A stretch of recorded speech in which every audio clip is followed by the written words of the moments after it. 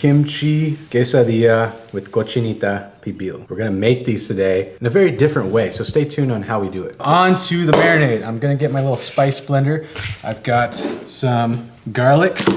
Yes, this is already peeled, don't judge me. And then I'm gonna do half of an onion.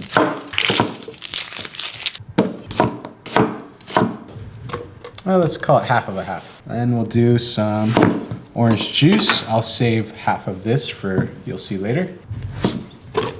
Okay, now this orange juice is gonna add a nice sweet acidity to it. I'm gonna be adding some rice wine vinegar because I like that added sweetness with the acidity. That's in there. The main ingredient of the day. Cochinita pibil would not happen without the annatto. So I've got annatto seed. You can find this already like pre-ground, and they call it achiote, which I don't have on me, but it comes in a little box, usually in Mexican markets or the Mexican aisle. It's called achiote, and it has the annatto already ground up with all the spices that you see here. It's kind of dark, huh, Michael? There we go. Now we can see it kind of. It has a nice smell to it. Smell it? Oh, it just smells good. Right? Okay. So also be mindful, this is gonna color whatever you're blending it in. It's very dark red. So that's why we've got a specific spice blender here. I'm doing some ground guajillo, 4-corn peppercorn mix, toasted white sesame, a little orange peel powder, Mexican oregano. Now I'm just gonna add in some fat. Rice oil is my fat of choice today. And then of course, salt to taste. And then we're just gonna cover this guy and blend it up.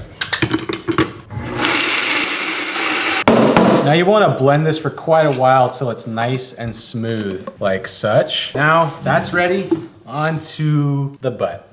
Michael's favorite part, the butt. Cutting board out. Also, I noticed something online. People don't realize that wood cutting boards, you can cut proteins on them. Actually, they have antimicrobial properties, so they're actually pretty safe to cut proteins on. Anyways, on to the butt. Bend over, piggy. Now this one already has the bone out for us, so that's like half of the work is done. Pretty nice. So this is also known as pork shoulder. If you can find it, use it. I'm just gonna cut them into chunks like so.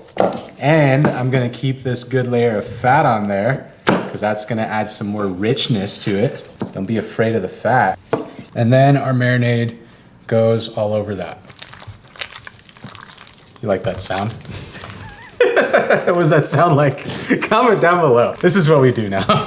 So ideally, what I would like to do is just have this marinade in the fridge overnight in this stuff right here. I'm not gonna do that now. It's fine if you don't have the time. You could just take it straight from there. It's okay, don't worry about it. Now get yourself a skillet like such, and we're just going to sear our pork off and then get it into, wait, don't show them yet. Stay tuned. Stay tuned to see what we're gonna put this pork in. It's a surprise. It's a surprise. Like and subscribe too. I was gonna say something about that sound, didn't you? Okay, now we're just gonna sear off our piggy. Got this on high heat. We want high heat so we can get good caramelization, good color going on. Just gonna cook these off till they're GBD. All right, a little flippy flip. Look at that. That's what we want, caramelization, okay? Beautiful.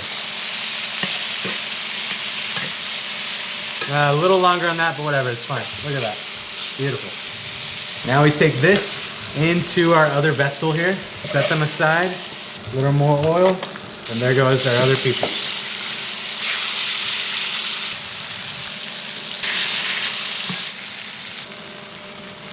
Then I'll take the blender that I blended my marinade in, fill that with water. Then deglaze my pan.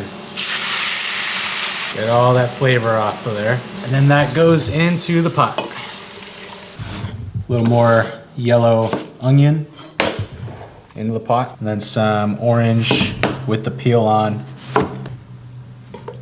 A little more salt, and then, all right, ready for the big reveal, Michael? This is it. We got a electric pressure cooker. So we put that on there. You see the amount of water? I might do a little more of that marinade water, actually, just a little more. Just barely cover it up. Now, it sings to you. Start. And now we just pressure cook this for like 45 minutes to an hour. We'll see if it works. All right, moment of truth, dude. How do we even open this thing? Turn it. That's it? Yeah. Let's see if this pork really cooked in 1 hour.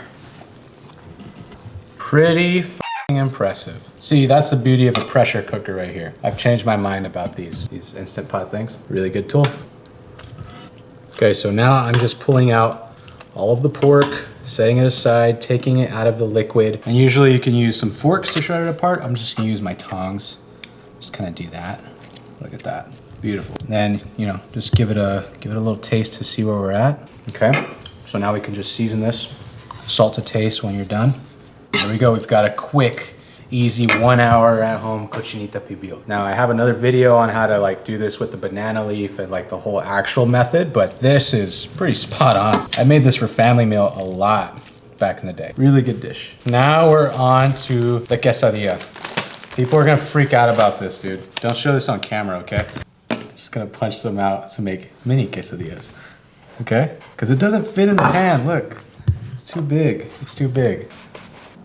There we go, look at that, perfect. Look at that, mini quesadilla with some mini rotis. Cheddar cheese, grade that up, just like that. Got this at around 350 degrees Fahrenheit. Cheddar cheese down on there. Put that down, and put some more cheddar down. Kimchi, just like that. And then our cochinita, right on there. Look at that, beautiful. Cochinita pibil quesadilla.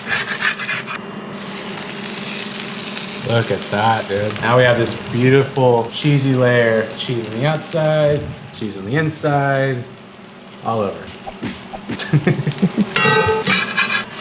All right, dude, look at that cheesy crust. That looks insane. Actually, that's a freaking good thumbnail right there, huh? Cheesy crust, tortilla, kimchi, all of it. Let's get in there.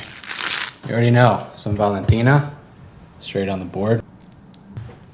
Nice, okay.